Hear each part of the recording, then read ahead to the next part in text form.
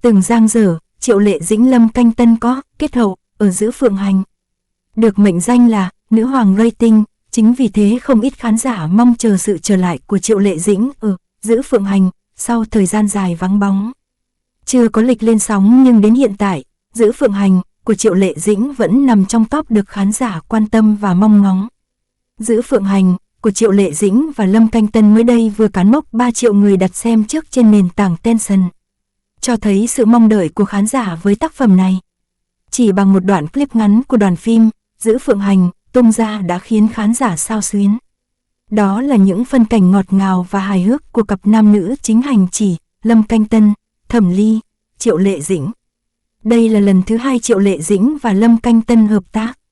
Hơn nữa, hai người lại có mối quan hệ khá tốt đẹp ngoài đời nên không khí đoàn làm phim vô cùng vui vẻ, thoải mái. Trước đó, cặp sao này từng khuynh đảo màn ảnh nhỏ với Sở Kiều Truyện. Nữ diễn viên đã giúp phim tạo ra một bom tấn thật sự với hơn 20 tỷ lượt xem. Sở Kiều Truyện, phần 1 được xem là bom tấn của màn ảnh nhỏ Hoa ngữ vào năm 2017. Việc trở lại với phim cổ trang mới, cả hai được khán giả rất kỳ vọng. Với Giữ Phượng Hành, cả hai đóng vai hành chỉ, Lâm Canh Tân, và vai Thẩm Ly, Triệu Lệ Dĩnh. Xét về ưu điểm, tạo hình của Triệu Lệ Dĩnh trong Giữ Phượng Hành được khán giả đánh giá đẹp mắt, toát lên khí chất của nhân vật nữ chính. Thêm nữa, nhà sản xuất khá khôn ngoan khi cho cô tái hợp Lâm Canh Tân. Bởi trước đó trong Sở Kiều Truyện, cả hai kết hợp rất ăn ý và câu chuyện tình yêu còn dang dở. Nguyệt Ca vẫn đang trầm mình dưới hồ băng gần 10 năm rồi. Nên lần trở lại này, nhiều khán giả tin tưởng họ có thể làm tốt vai diễn và tạo ra một cái kết có hậu. Thêm nữa, diễn xuất của Triệu Lệ Dĩnh thời gian gần đây tiến bộ rất nhiều. Cô không còn bị gắn mác bình hoa di động đã lâu. Vậy nên, không có lý do gì khán giả không an tâm vào diễn xuất của nữ minh tinh xứ Trung.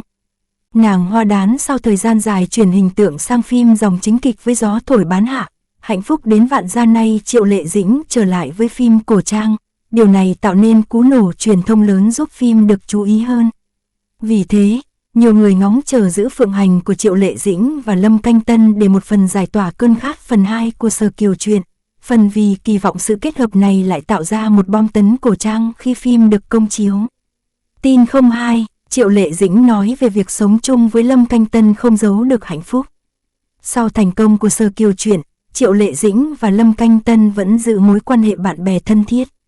Không những vậy, nàng Tiểu Hoa còn giới thiệu bạn diễn của mình tham gia dự án phim Giữ Phượng Hành.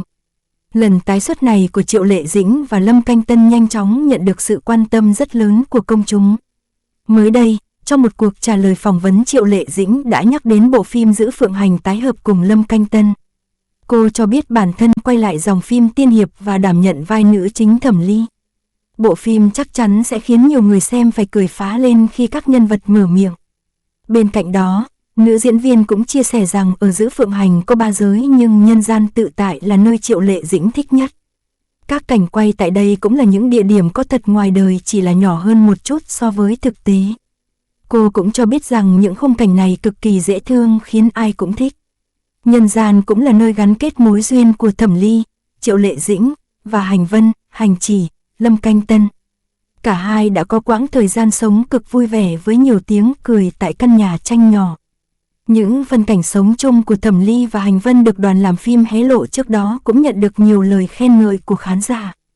Hơn một chút so với thực tế, cô cũng cho biết rằng những khung cảnh này cực kỳ dễ thương khiến ai cũng thích. Nhân gian cũng là nơi gắn kết mối duyên của Thẩm Ly, Triệu Lệ Dĩnh và Hành Vân, Hành Chỉ, Lâm Canh Tân. Cả hai đã có quãng thời gian sống cực vui vẻ với nhiều tiếng cười tại căn nhà tranh nhỏ.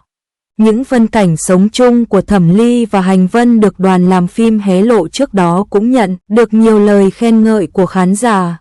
Có ý kiến bày tỏ, có vẻ như Triệu Lệ Dĩnh là người rất thích một cuộc sống an nhiên tự tại. Ở nhân giới cũng là quãng thời gian khán giả được cười nhiều nhất để chuẩn bị cho những phân cảnh cực ngược của cặp đôi chính Giữ Phượng Hành. Hậu trường cảnh sống chung của Triệu Lệ Dĩnh và Lâm Canh Tân trong Giữ Phượng Hành cũng khiến khán giả được những trận cười no bụng. Có ý kiến bày tỏ, có vẻ như Triệu Lệ Dĩnh là người rất thích một cuộc sống an nhiên tự tại. ở nhân giới cũng là quãng thời gian khán giả được cười nhiều nhất để chuẩn bị cho những phân cảnh cực ngược của cặp đôi chính Dữ Phượng Hành. Hậu trường cảnh sống chung của Triệu Lệ Dĩnh và Lâm Canh Tân trong Dữ Phượng Hành cũng khiến khán giả được những trận cười no bụng. Tin 03, bộ phim Dữ Phượng Hành với Triệu Lệ Dĩnh là nữ chính đã phá vỡ nhiều kỷ lục về lượt xem và tỷ suất người xem ngay từ ngày đầu tiên phát sóng.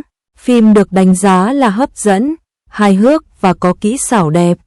Ngày 19 tháng 3, trang QQ thông báo rằng bộ phim cổ trang kiếm hiệp Dữ Phượng Hành với sự tham gia của Triệu Lệ Dĩnh và Lâm Canh Tân đã phá vỡ nhiều kỷ lục về chỉ số truyền thông, thảo luận và lượt xem từ ngày lên sóng. Điều đặc biệt đây là sự tái hợp của hai diễn viên này sau 7 năm kể từ bom tấn truyền hình Sở Kiều Truyện. Sau nhiều năm, cặp đôi vẫn giữ được sức hút. Chỉ số data win vào ngày đầu đã vượt mốc 2 điểm, 2,115. Đây là giá trị cao nhất trong những năm gần đây. Trước đó, có phim Tam Thể năm 2023 và Dư Sinh năm 2022 cũng có chỉ số data win vượt mốc 2 điểm vào ngày đầu phát sóng lần lượt là 2,014 và 2,011. Phim cũng đạt tổng lượt xem 32 triệu chỉ sau 4 giờ phát sóng, cũng lập kỷ lục view từ khi bảng đo lường này ra đời. Ngoài ra, chỉ số truyền thông của Triệu Lệ Dĩnh cũng nhanh chóng leo lên vị trí cao nhất trên bảng V-Link, vượt qua tất cả các nghệ sĩ khác đang có phim lên sóng. Đồng thời, lượt đọc chủ đề về phim Dữ Phượng Hành vượt 5,2 tỷ, trong đó có khoảng 560 chủ đề trở thành đề tài hot trên mạng xã hội chỉ trong ngày đầu phát sóng. Số quảng cáo trên Tenon Video hiện đang là 18 nhãn hàng. Dữ Phượng Hành cũng đang thống trị bảng hot search với các từ khóa như Triệu Lệ Dĩnh đóng phim, Đài Hồ Nam bắt đầu phát sóng, mặt trái phải của Triệu Lệ Dĩnh, rating Dữ Phượng Hành, đài từ của Dữ Phượng Hành, hiệu ứng kỹ xảo của Dữ Phượng Hành. Mặc dù Dữ Phượng Hành và ekip phim có chỉ số hot search đứng đầu trên mạng xã hội với 1.402 lần, nhưng nhiều khán giả cũng tranh cãi rằng Triệu Lệ Dĩnh, ekip sản xuất và mạng xã hội Weibo đang cố ý đẩy độ hot của phim lên cao. Ngoài ra, Douyin, nền tảng chuyên về video ngắn cũng đóng góp vào việc quảng bá để áp đảo loạt phim khác ra mắt cùng thời điểm. Mặc dù chiến dịch truyền thông của phim khá hiệu quả, nhưng nhiều người xem cảm thấy chán ngán với thông tin về Dữ Phượng Hành và Triệu Lệ Dĩnh quá dày trên các trang mạng xã hội và nền tảng khác. Điều này khiến khán giả trở nên khắt khe hơn đối với nội dung, kỹ xảo của phim cũng như diễn xuất của các diễn viên. Trang QQ đánh giá, sức hút của Dữ Phượng Hành nằm ở kịch bản thú vị, hài hước, kỹ xảo đẹp và chất lượng phim chỉn chu.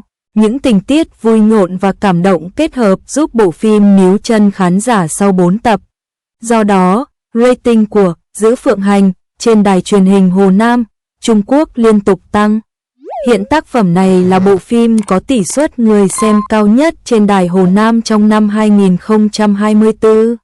Theo trang QQ, những thành tích đáng nể của Dữ Phượng Hành cho thấy sức hút từ tên tuổi của Triệu Lệ Dĩnh. Nữ diễn viên này nằm trong top tứ đại đỉnh lưu của Trung Quốc, 4 sao nữ có lượng người hâm mộ hùng hậu nhất. Triệu Lệ Dĩnh được đánh giá là có diễn xuất chắc chắn, khả năng chọn kịch bản hấp dẫn.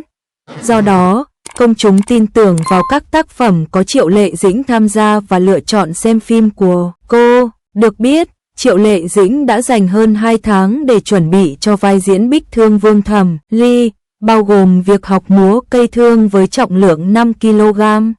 Đạo diễn các cảnh võ thuật trong phim đã đánh giá cao nỗ lực của nữ diễn viên này. Phim Dữ Phượng Hành được chuyển thể từ tiểu thuyết huyền huyễn của tác giả Cửu Lộ Phi Hương. Bổn Vương ở đây, câu chuyện xoay quanh tình yêu giữa Bích Thương Vương linh giới Thẩm Ly, do Triệu Lệ Dĩnh thủ vai, và thần tôn duy nhất còn sống sót từ thời hành chỉ thượng cổ, do Lâm Canh Tân thủ vai. Thẩm Ly từ chối kết hôn với Phất Dung Quân, người con trai thứ 33 của đế quân, nên cô chọn cách trốn đi. Trên đường bỏ trốn, cô bị thương nặng, rơi xuống thế giới loài người và được một người phàm yếu đuối tên là Hành Vân giúp đỡ. Hóa ra, Hành Vân chính là thần quân hành chỉ. Khi cùng nhau trải qua nhiều gian khổ và thử thách, tình cảm giữa họ đã nảy nở. Tuy nhiên, vì là tướng quân của linh giới, Thẩm Ly buộc phải quay về khi bị buộc phải thực hiện hôn ước. Sau đó, cả hai đã đứng lên cùng nhau chống lại âm mưu thống trị tam giới của kẻ thù.